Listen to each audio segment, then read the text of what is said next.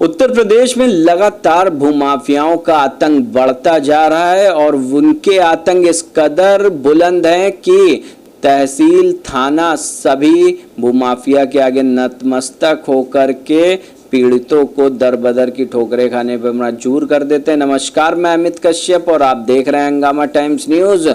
उत्तर प्रदेश के मुख्यमंत्री योगी आदित्यनाथ द्वारा फरियादियों की समस्या का समाधान करने के लिए हाईटेक जनता दरबार बनाया गया, जहां पर सीधा संवाद पीड़ितों का आला अधिकारियों से होता है और उनकी समस्या का समाधान भी हफ्ते 10 दिन में कर दिया जाता है। जहां पर हम लगातार आपको दिखा रहे हैं कि उत्तर प्रदेश में फरियादियों की संख्या जो बढ़ती जा रही है, जिसको लेकर के लापरवाह अधिकारियों पर कार्रवाई भी होती है, तो कहीं उनको लेकर के फरियादी बड़ा खुलासा भी करते हैं। तो आज हमारे साथ में देहरादून से आए हुए पीड़ित अलका सेट्टी और ध्रुव सेट्टी हैं, जो अपनी लड़ाई लड़ते हुए देहरादून से उत्तर प्रदेश के योगी दरबार में पहुंचे, जहां पर उनकी कार्रवाई से एकदम नाखुश होकर के प्रशासन और शासन के द्वारा इनके ऊपर मुकदमा भी दर्ज कर दिया गया है। आखिरकार क्या बीती है जो अभी तक के उत्तर प्रदेश के मुख्यमंत्री योगी आदित्यनाथ को पीड़ित परिवार नहीं सुना पाया, अभी हम जानते हैं उनसे कि आखिरकार क्या है पूरा मामला।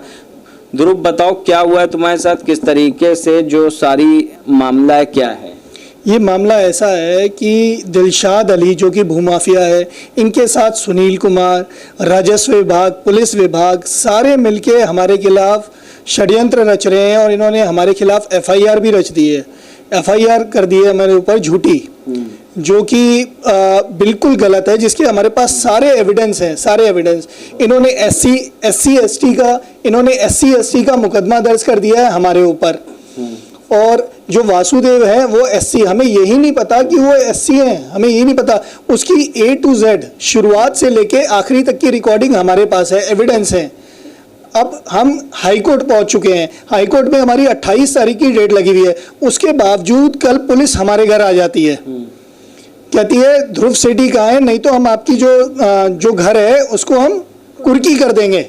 अच्छा। उसका रीजन है पुलिस वाले इसलिए मेरे पास आए, पुलिस वाले इसलिए हमें अप्रोच कर रहे हैं, वो इसलिए हमें पकड़ना चाहते हैं क्योंकि SHO बीनू सिंह जो कि दिलशाद अली के द्वारा 1,29,000 रुपए का फोन लेते हुए वो वीडियो मैंने उसकी वायरल करी। ये रीजन है, SHO अपनी भड़ास मेरे पे निकालना चाहता है, मुझे गिरफ्तार करके निकालना चाहता है। इसी के साथ साथ जो राजस्व विभाग की लोग जो भूमाफियाओं के साथ मिले हुए हैं, जिनकी रिकॉर्डिंग मेरे पास है, नायब तहसीलदार पैसे मांग रहे हैं 1 लाख रुपए, उसके बाद कहते हैं 1 लाख रुपए तो ठीक है, साथ के साथ SDM से मैं बात कर लूँगा और जो तहसीलदार है, तहसीलदार से आप खुद ही बात कर लेना, कहीं वो ये सोचे कि मैं ज़्यादा पैसे खा रहा हूँ, तू कम पैसे खा रहा है। यानी कि पूरा राजस्व विभाग ही मिला हुआ है। अच्छा, तो 1 लाख रुपए जो आपसे मांगे किस बात का मांगा? इन्होंने धारा 80 को कराने के लिए मांगे। कहते हैं कि धारा 80 में आपका होगा नहीं, तब तक नहीं होगा जब तक आप 1 लाख रुपए नहीं दोगे मुझे, क्योंकि ये फाइल 3 जगह चलती है, मेरे पास, नायब तहसीलदार के पास, मेरे पास और SDM के पास, तीनों के पास फाइल चलेगी। मुझे अपनी ज़मीन को आकृषित कराना है। आकृषित इसलिए कराना है क्योंकि नायब तहसीलदार की रिपोर्ट में उन्होंने खुद ही बोला हुआ है कि भैया इसे आप आकृषित कराओ। आकृषित नहीं करा रहा तो ये भूमाफिया लोग, क्योंकि कृषि जमीन है, कृषि जमीन में कभी कुछ पंगे डाल रहे हैं, कुछ पंगे डाल रहे हैं, लेकिन जब आकृषित हो जाएगी तो उसमें कोई भी पंगे नहीं हो सकते। अच्छा, ये रीजन है, ये लोग आकृषित करना भी नहीं चाहते। तो वैसे जो अधिकारी, जो भ्रष्ट अधिकारी हैं, वो कौन से हैं जिनके द्वारा आपको प्रताड़ित किया जा रहा है? नायब तहसीलदार जो सुनील कुमार के साथ मिला हुआ है, जिसने 4 लाख की घूस दी है सुनील कुमार ने, नायब तहसीलदार। और ये बात मैं SDM साहब को बता चुका हूँ, पैमाइश से पहले बता चुका हूँ, तब भी इन्होंने कोई एक्शन नहीं लिया। तो हमारे साथ में अलका सेट्टी हैं, उनसे जानेंगे क्या कहना उनका इस मामले पर, जो इन लोगों के ऊपर गंभीर आरोप लगे हैं कि किस तरह से जो लेखपाल को बंधक बना करके उसको जाति सूचक शब्द कहे गए हैं। तो क्या कहेंगे, बताइए। यह दिनांक 18 अगस्त 2023 की वारदात है। उस दिन हमारी पैमाइश की डेट फिक्स की गई, खुद SDM साहब ने फिक्स करी थी 18 अगस्त 2023 की। पैमाइश की डेट।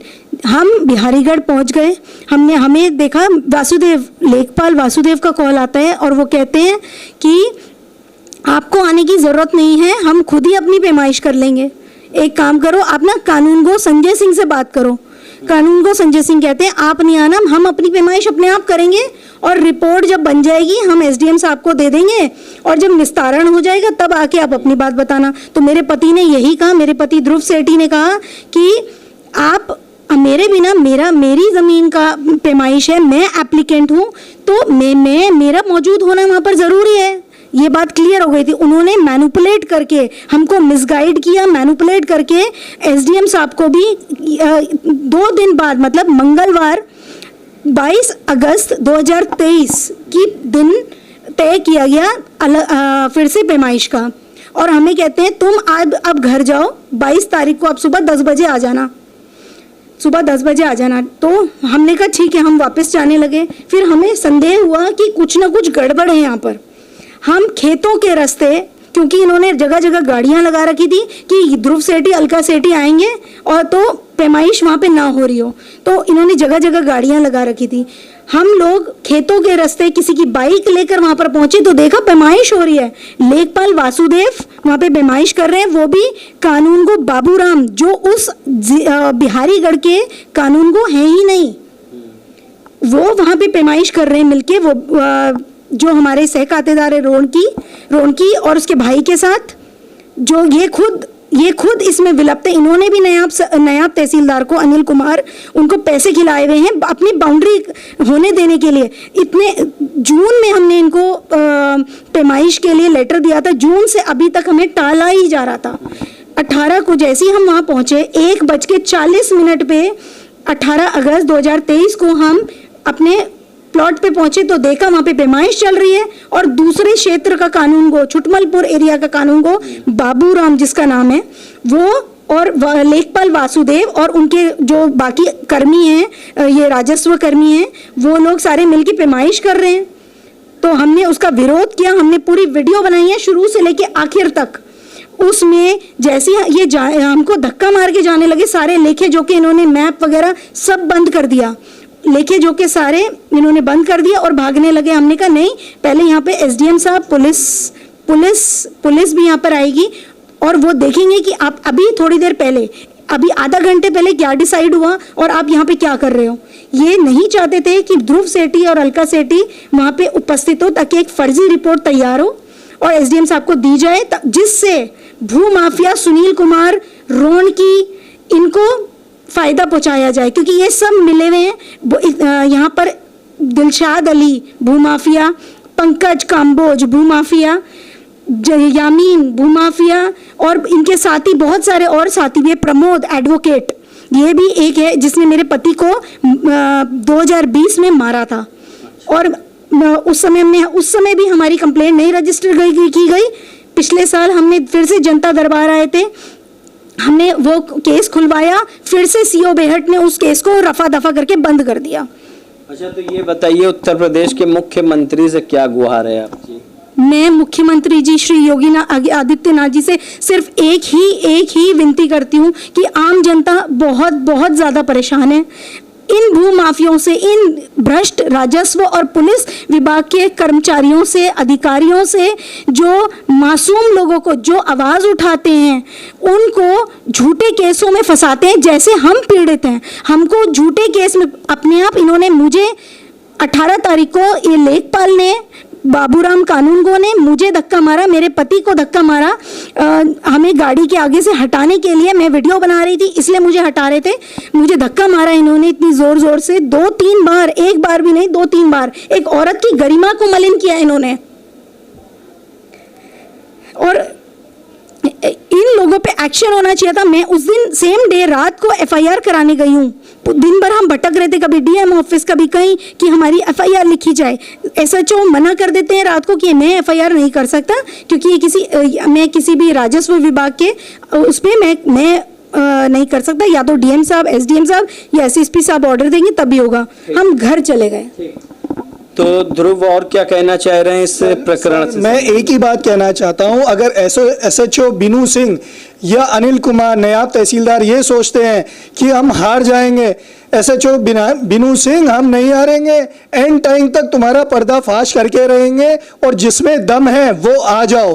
DM साहब आपको एक ही बात बोलना चाहेंगे, सच का साथ दीजिए। अगर DM साहब आप सच का साथ नहीं दे रहे, इसका मतलब आप भी विलिप्त होने का इसमें वो है, आपका पूरा वो है इसमें। SDM साहब सच का साथ दीजिए, जो विलिप्त हैं उन्हें बताइए विलिप्त है और इन्हें नौकरी से आप हटाइए। आप जो कर रहे हैं इससे ये पता चलता है कि SDM, DM साहब, SSP साहब ने 8 महीने से क्यों नहीं एक्शन लिया बीनू सिंह के खिलाफ। SDM साहब आपको सारी चीजें दिखाई दे रही है, फिर भी आग मूंद के बैठे हैं आप, क्यों बैठे हैं? घूस का पर्दा, कौन खा रहा है घूस, कौन खा रहा है घूस? ठीक, तो ये थे हमारे साथ में ध्रुव शेट्टी और अलका शेट्टी। हम आपको विस्तार से बताते हैं क्या है पूरा मामला। 2016 में ध्रुव शेट्टी द्वारा सतपुरा में एक जमीन ली गई, जहां पर विवाद 2019 से भूमाफियाओं द्वारा शुरू हो गया, जहां पर लगातार पीड़ित परिवार शासन प्रशासन से गुहार लगा रहा था, जहां पर गंभीर आरोप इन्होंने लगाए भी हैं SHO बीनू सिंह के ऊपर कि अगर किसी भी तरह से वह कार्रवाई करना चाहते तो हो जाती, लेकिन जो भूमाफियाओं के हौसले बुलंद की वजह है तो कहीं ना कहीं SHO बीनू सिंह है। जहां पर इन्होंने जब SDM साहब से दीपक कुमार से गुहार लगाई तो दीपक कुमार ने सख्त आदेशों के तहत लेखपाल कानूनगो को भी यह आदेशित किया कि पीड़ित और विपक्षियों को बुलाया जाए और इनकी जो भी पैमाइश है उसको करके इस विवाद को ख़त्म किया जाए। तो वहीं पर SDM साहब को कानूनगो साहब करते हैं गुमराह, कहते हैं अभी खुदवानी है नाली और उससे ज़रूरी कोई भी काम नहीं है, क्योंकि उससे पहले हम ये काम करेंगे तब इनका काम करेंगे। तो वहीं पर हम आपको बताते चलें किस तरह से उत्तर प्रदेश की योगी सरकार कहती है कि आम जनता की समस्या का समाधान करें, जो फरियादी हैं उनकी फरियाद पूरी सुन के उनको संतुष्ट करें और वह इधर उधर दर बदर भटकने के लिए मजबूर ना हो। तो वहीं पर DM साहब से ये परिवार उत्तर प्रदेश के मुख्यमंत्री से गुहार लगा रहा। अलका सिंह से हम एक और बात पूछेंगे कि क्या कहेंगी, जिस तरह से आप लोगों के साथ में ये घटना घटी है उसके ऊपर क्या कहना चाहिए? कहूँगी 19 तारीख जो घटना हुई वो 18 अगस्त 2023 को हुई। मैंने FIR कराने गई, वो तो इन्होंने लिखी नहीं, लेकिन 19 अगस्त 2023 को झूठी FIR मेरे और मेरे पति के खिलाफ करी, वो भी SC एक्ट बंधक बनाने के लिए 3-4 धाराओं में इन्होंने जिसमें 10 साल की सजा है। क्यों? ताकि हम लोग अंदर चले जाएं और इनके काले कारनामे बाहर ना आ पाए। मैंने यही नहीं, मुझे ADM जो जनता दरबार में मैंने एप्लीकेशन दी थी 25 तारीख को, वो 9 तारीख को SDM बेहट को दे दी गई कि आप इस पे कार्रवाई करें। तो ये हमें ADM सहारनपुर से कॉल आया, एक लेटर भी आया 21 तारीख को आया, 21 सितंबर 2023 को आया कि आप अगले दिन आकर अपने पक्ष में जो आपके पास सबूत हैं वो लेके आ जाइए। जबकि इनको जो निस्तारित करना था वो 23 तारीख को करना था, 23 सितंबर को। एक दिन पहले हमें बुलाते हैं ताकि ये हमें अरेस्ट कर लें और हमारे से सारे सबूत अपने पास लेकर इनको डिस्ट्रॉय कर दें, ताकि कोई इनके ऊपर कोई एक्शन ही ना हो पाए, आला अधिकारियों तक ये बात ही ना पहुंच पाए, योगी जी तक कोई बात ना पहुंच पाए। हम इतने परेशान हैं, हमारे छोटे बच्चे हैं घर में, अकेले रह रहे हैं वो, हमारी मम्मी पापा, मेरे पापा हाई कोर्ट के चक्कर लगा रहे हैं, 80 इयर्स ओल्ड है वो। ठीक, तो आपने सुना ये पीड़ित परिवार का दर्द था, जो अपनी जमीन की लड़ाई को लड़ते हुए किस तरीके से पुलिस ने इनके ऊपर गंभीर धाराओं में मुकदमा दर्ज कर दिया, जिसके बाद जहां पर तहसील बेहट और थाना बिहारीगढ़ पर इन्होंने लगाए हैं गंभीर आरोप, और किस तरह से जो खुली रिकॉर्डिंग ये बता रहे हैं कि इनके पास है और किस तरीके से वह बात करते हैं और पैसों की डिमांड करते हैं। इसके ऊपर एक सोचनीय विषय, जहां उत्तर प्रदेश के मुख्यमंत्री कहते हैं कि उत्तर प्रदेश में अब भ्रष्टाचार नहीं बचा है, तो वहीं सहारनपुर के बेहट तहसील और थाना आपके बिहारीगढ़ में किस तरीके का ये मामला सामने आया। आप देखते रहिए हंगामा टाइम्स न्यूज़। अब देखने वाली बात यह है कि उत्तर प्रदेश के मुख्यमंत्री और सहारनपुर के डीएम एसडीएम साहब और आलाधिकारी इनके ऊपर क्या कार्रवाई कर पीड़ित परिवार को राहत देने का काम करते हैं। आप देखते रहिए हंगामा टाइम्स न्यूज़।